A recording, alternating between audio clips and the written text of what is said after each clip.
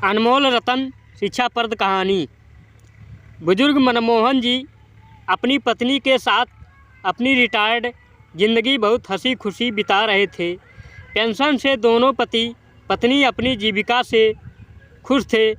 वैसे तो घर बड़ा था और उनके 3 बेटे बहुए भी थे, मगर उनके तीनों बेटे अलग अलग शहरों में अपने अपने परिवारों के साथ व्यस्त थे।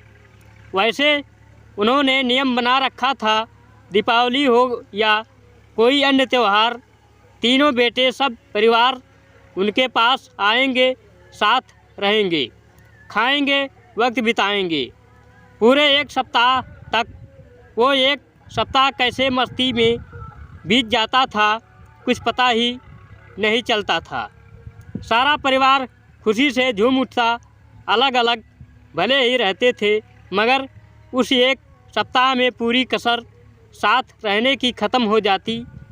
उन सुखद अनुभव और खुशियों के सहारे मनमोहन जी और सुधा की ज़िंदगी सुखद थी। मगर फिर उनकी खुशियों को जैसे नज़र ही लग गई। अचानक सुधा जी को एक रात दिल का दौरा पड़ा और एक झटके में उनकी सारी खुशियाँ बिखर गई। तीनों बेटे दुखद समाचार पाकर दौड़े आए। उनके सब क्रियाक्रम के बाद सब शाम को एकत्रित हो गए। बड़ी बहू ने बात उठाई, बाबूजी, अब आप यहाँ अकेले कैसे रह पाएंगे? आप हमारे साथ चलिए। नहीं बहू, अभी यहीं रहने दो, यहाँ अपनापन लगता है। सुधा की अनेकों यादें हैं। और फिर बच्चों की गृहस्थी में कहते कहते मनमोहन जी चुप से हो गए। बड़ा पोता कुछ बोलने को हुआ, उन्होंने हाथ के इशारे से उसे चुप करा दिया।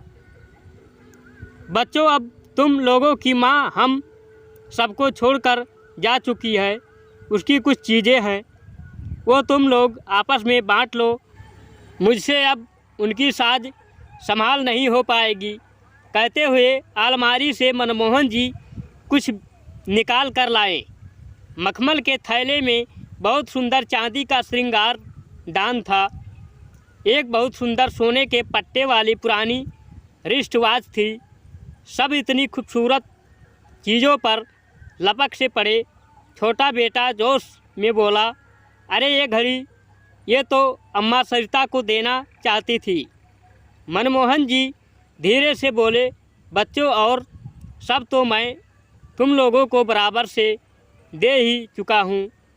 इन 2 चीज़ों से उन्हें बहुत लगाव था। बेहद चाव से कभी कभी निकाल कर देखती थी, लेकिन अब कैसे उनकी 2 चीज़ों को तुम तीनों में बांटूं, समझ नहीं आ रहा है। सभी एक दूसरे का मुख देखने लगे। तभी मझला बेटा बड़े संकोच से बोला, ये चांदी का श्रृंगार दान छोटे के अनुसार वो मीरा को देने की बात करती थी, तो वह ले ले। और सोने के पट्टे वाली रिस्ट वॉच मझली बहू को तो वह ले ले। पर ऐसे तो समस्या तो बनी ही रहेगी। मनमोहन जी मन में सोच रहे थे, बड़ी बहू को क्या दूं? उनके मन के भाव शायद उसने पढ़ लिए। बाबूजी, आप शायद मेरे विषय में सोच रहे हैं। आप ये श्रृंगार दान मीरा को और रिस्ट वॉच सरिता को दे दीजिए। अम्मा भी तो यही चाहती थी। पर नंदिनी, तुम्हें क्या दूं? समझ में नहीं आ रहा। आखिर तुम भी तो मेरी बहू हो। मेरी बेटी, बाबूजी, आपके पास एक और अनमोल रतन है और वो अम्मा जी मुझे ही देना चाहती थी। मनमोहन जी की तरह दोनों बेटे बहू भी हैरानी से बड़ी बहू को देखने लगे। अब कौन सा पिटारा खुलेगा और कौन सा वो अनमोल रतन है जो बड़ी भाभी चांदी के श्रृंगार दान और सोने के पट्टे वाली रिस्ट वॉच को छोड़ उस अनमोल रतन को पाना चाहती है। ज़रूर बेहद कीमती या अमूल्य होगा। हे भगवान, शायद हमने जल्दीबाजी कर दी। सबकी हैरानी और परेशानी को भांपकर बड़ी बहू नंदिनी मुस्कुराकर बोली, वो सबसे अनमोल रतन तो आप स्वयं हैं।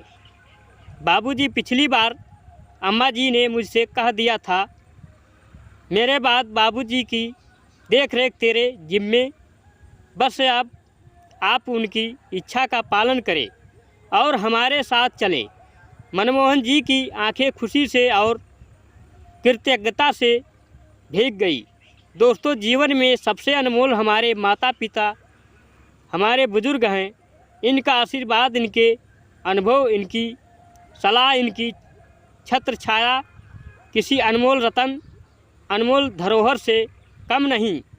धन्यवाद। आपको हमारी कहानी कैसी लगी हमें कमेंट करके ज़रूर बताएं। अगर ये कहानी पसंद आए हो तो वीडियो को लाइक करें। चैनल पर नए हैं सब्सक्राइब करना ना भूलें। Thank you for watching.